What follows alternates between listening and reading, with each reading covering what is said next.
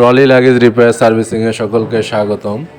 এটি একটি 20 ইঞ্চি cabin luggage RFL কোম্পানির ট্রাভেলো। তো এটার জিপারটা নষ্ট হয়ে যাওয়ার কারণে আমরা এটাকে জিপারটা পরিবর্তন করে দিব।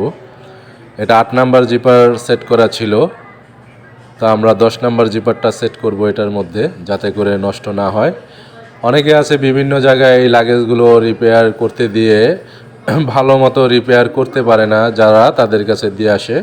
এগুলার জিপার অ্যাকুরেটভাবে সেট করতে পারে না, একমাত্র আমরা এটাকে ভালো মতো অরিজিনালভাবে সেট করে দিই।